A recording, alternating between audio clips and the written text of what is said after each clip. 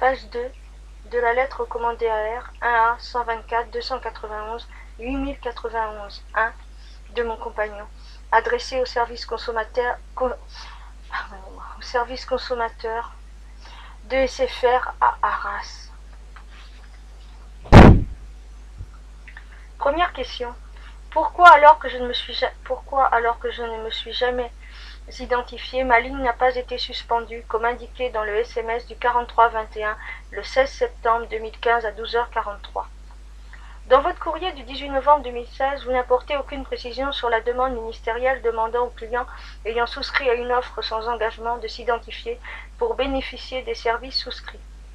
Deuxième question. Pouvez-vous m'indiquer la date de cette demande ministérielle? Troisième question. Pourquoi, lors de ma première tentative d'appel au 1023, le lundi 17 octobre 2016 à 21h10, fallait-il un peu plus de 30 secondes pour être connecté avec le 1023? Aussi, je n'ai appuyé sur aucune touche. Je dispose de deux répertoires. L'un est intégré au téléphone, l'autre à ma carte SIM. Je vous signale que dans le répertoire de la carte SIM, les numéros figurent sous une appellation. Exemple, l'appellation du 123 est répondeur, et après avoir composé 123, il s'affiche répondeur. Autre exemple, l'appellation du 7377 est perso du répondeur, alors que cela devrait être perso répondeur. Quatrième question. Pourquoi, lorsque j'ai tenté d'appeler la première fois le 1023 le lundi 17 octobre 2016 à 21h10, l'appellation service client n'apparaissait pas? Cinquième question. Pouvez-vous m'indiquer les numéros déjà enregistrés dans le répertoire de ma carte SIM lors de l'achat de mon mobile? Sixième question. Quelle est l'appellation de chaque numéro déjà enregistré dans le répertoire de ma carte SIM lors de l'achat de mon mobile?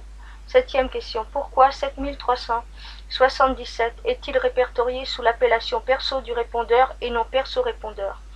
Huitième question. Pourquoi, lorsque j'appelle le 952 pour recharger, la carte SIM n'est pas activée dès l'appel et ne l'est que lorsque j'ai appuyé sur la touche 1 indiquant pour recharger? Ensuite, il y a les touches pour le choix du rechargement. Neuvième question. Pourquoi y avait-il un appel manqué dans mon mobile à l'achat de celui-ci? Dixième question. Pourquoi indiquez-vous 4 dates de rechargement non réalisées? Onzième question. Pourquoi les numéros suivants 06 55 97 99 00 03 69 18 80 01 06 58 03 68 74 06 55 97 99 94 figure-t-il sur le détail de mes communications sur la période du 19 novembre 2015 à 0h au 18 novembre 2016, alors que je n'ai jamais composé ces numéros?